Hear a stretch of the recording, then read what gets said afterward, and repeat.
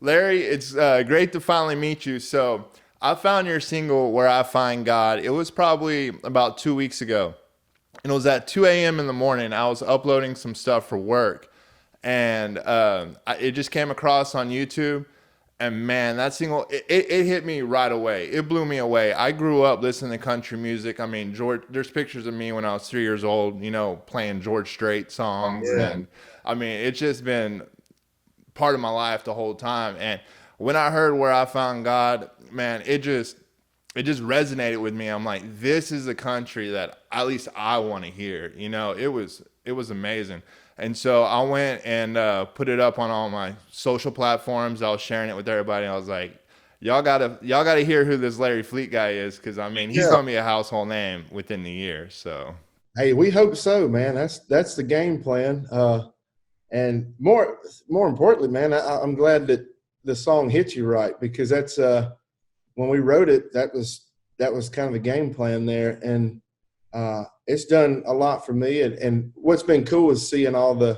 I think it's got over 2 million views or something now. I think on YouTube there, and just all the comments and people, saying what you're saying, that, or even more, where people are like, "Man, this changed my life," kind of thing. And I never knew it would do that, but you know, I'm just trying to put out some good songs, and I love that song, and that one's always stuck with me, and I'm so glad we actually got to put it out. how did that song come together? Because I know you just put out your single or your debut album, Working Man. So did this come along just right after that? Is this something that you wrote during quarantine or before that? No, we I wrote that. See how it got started. I got a record deal last year, and so I wrote "Where I Find God" probably 2 years ago or something like that, and I was just a songwriter at the time. I was singing demos and writing songs for a living. And so I had a run in with a guy named Jake Owen, and he kind of helped me get my career going. And so, he was telling me, man, you should do uh, some songs. You should build up your social media kind of thing. Cause mine was real lack. I never was on social media. I just didn't care much for it. So I said, all right. So one of my game plans was I would go to church and I'd come back and sing a gospel song. I called it Gospel Song Sunday, and it kind of took off. So that became my thing. Well, Connie Harrington, big songwriter, one of my favorite songwriters of all time, actually reached out to me and said, "Hey, I love what you're doing with this gospel stuff, and I have an idea and I want to write it with you." And I said, "Perfect." So we get together, and "Where I Find God" was the title. And so that was the first song we wrote together, and it took longer than it takes to write most songs, but sometimes the good ones take a little longer. So we got together, we wrote that song, and demoed it, and man, when we got it back, I was like, God, this is big. This feels good, and kind of give us chills. And so I played it, for a few of my hunting buddies and stuff, and everybody was just loving it. And so I went out and started playing this song live, and every night it would get standing ovations. And one of my favorite times was we actually was out and Jimmy Buffett and everybody was there. Like, we're all playing, and I was the only one that got a standing ovation of the whole night. And it was in the middle of the set with that song. I wasn't even done yet. And I was like, okay, we're on to something. And there was some big artists. They put it on hold for Luke Bryan right off the bat. So, that song, I kind of cool, because I wasn't even supposed to do it. It was supposed to be recorded by another artist. And so when I got my record deal and we went in to cut a record, we cut "Working Hard." That was the 8-song first record I had out. And so I said, look, while we're in here, let's go ahead and cut this song. So we went in the studio and we had a little extra time, and I recorded that song. And so we kind of just had it in our back pocket for a little while, trying to figure out what we was going to do. And before all this quarantine stuff happened, I said, that was not the game plan. Like, I was trying to, capitalize on that. I said, I want to put it out on Good Friday for what the song is. And, I said, I think that'd be a good game plan. Just put it out there on Good Friday. And that was pretty much our game plan. Like, there was not a whole lot of thought behind it. We're just going to put it out for the people to hear. And then the quarantine happened and all the stuff started going down. And I guess the stars aligned, and And when it come out, it hit people just like yourself in the right way. And it's been my biggest song, and it's really took off and grew some legs and started walking. So It's cool to go through the comments and just read the comments and people sharing their stories. I really like that.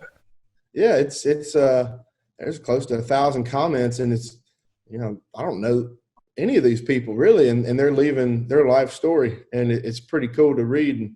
And Connie, I shared it with her. I'm like, hey, check this out. And she's like, these comments, and she'll cry at anything, and so she's like, I'm over here crying reading these comments. So it's been cool to see people's stories and people opening up and sharing, their testimony pretty much.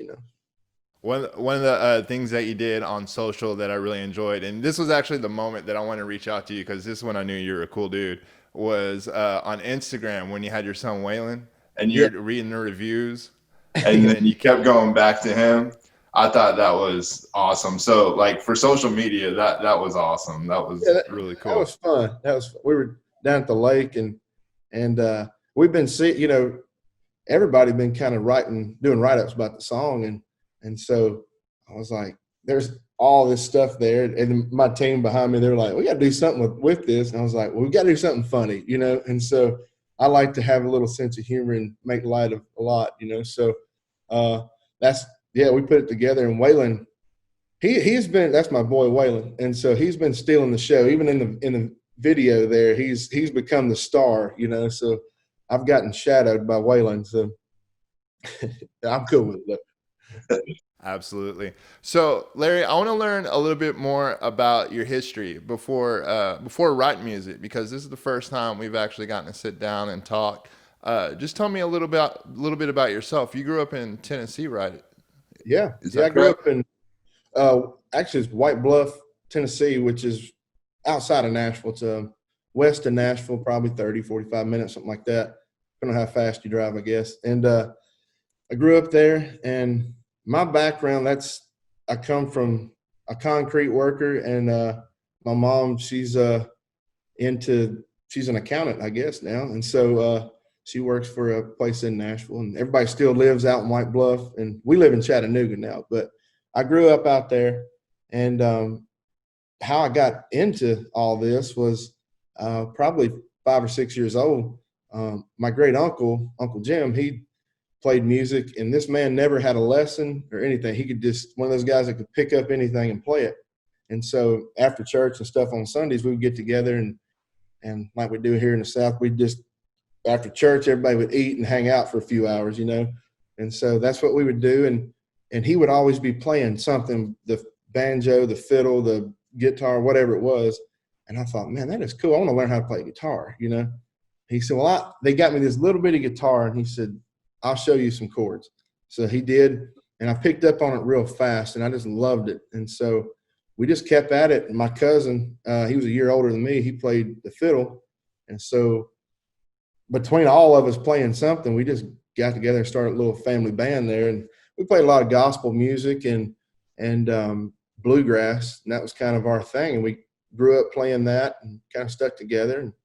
And I always loved it. And so I took a few lessons, and then I was learning so fast that when you're 6 or 7, you're a sponge, you just kind of get everything. So it come a little easier. And so, I got everything together, and I just kept playing. I loved it. And then once I got into, junior high and high school and stuff, it was more about sports. So I kind of put the music on the back burner there and played football and baseball and stuff. And started picking it back up at the end of high school because, you'd have little parties and stuff, and I was the guy that could play guitar. So I started learning some stuff. And when I got to college, we would have parties and stuff, and I always had a guitar sitting there.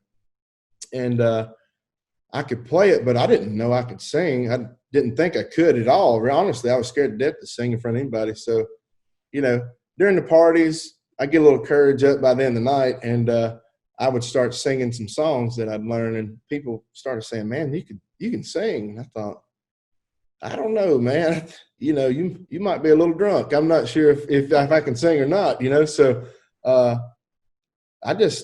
I guess people telling me that long enough that I guess I believed it. And so that became my thing. And I just, everything circled back around music, and that's what I wanted to do. And look, I tried to do it for years, probably 10 or 12 years, trying to do something in the music business. And it would work for a little while. And every end of the year or every year or two, I'd go back and work construction, laying brick and block and, whatever it was, doing concrete work or asphalt, something in the construction world there. And I guess after 10 or 12 years of trying, it didn't work. I never got that break really. And I did get a few little things here and there. And I thought, well, that was my plan there. I got what I wanted, and it was on a very small scale, but maybe that's what it was. So I went to work. I quit music and went back to work, and got married and was doing doing my thing. And I picked up a little band here in Chattanooga, and we got together and started playing bars and stuff on the weekends, just having fun.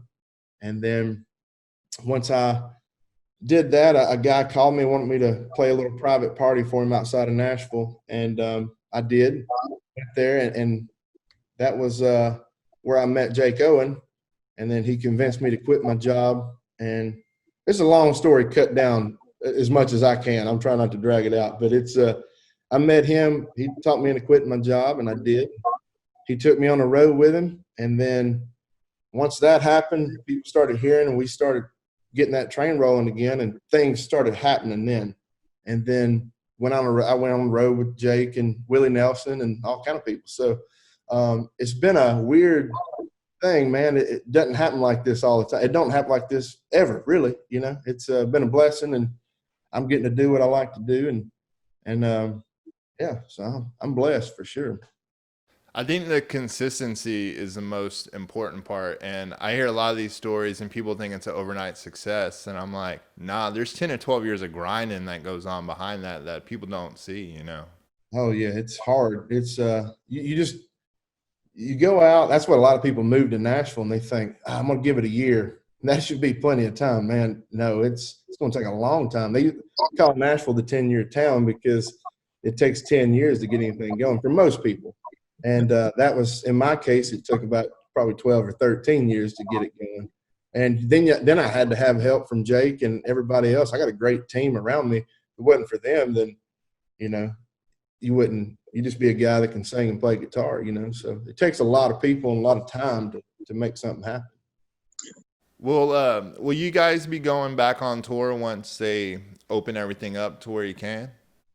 Yeah, I'm hoping that we can go out in August is what we're looking at. I mean, it changes every day. We have meetings every week about what's going on. And, at first it was like, well, I think this will pass in about a month. So we'll look at May, It's like, okay, cool. And then May got pushed back to June, and then June got pushed back to August. So, or to July. So now we're in August, and I hope everything's staying still for the most part. So I'm hoping that in August we'll be able to get back after it. But yeah, I can't wait, man. I miss being out there and talking to people and playing in front of a real crowd of people, And it's going to be cool coming back because you're going to have all this momentum coming off the single. So the crowds are just going to blow you away even more than from what you heard before, Yeah, more people have heard it now, like I said, that video's got 2 million views on it. That's a lot of people to see it. So when we go out, we should have bigger crowds. And I tell you, we're going stir crazy. So my energy is probably going to be a little higher too. We're going to be excited just to get out there and play. So the shows will be good. And I can't wait to get out there and do it again. Well, Larry, I appreciate you sitting down with me. I know once people hear your music, like for me, it was instant. The first 15 seconds you had me hooked in. And I wish you the best luck on the road. I'm sure we'll talk again in the future as your career continues to progress. And for everyone that's listening, check out his new debut single, or debut album actually, Workin Man, and his new single, Where I Find God. I appreciate it, Larry. All right. Thanks, bud. Take care. Have a good day. All right. You too.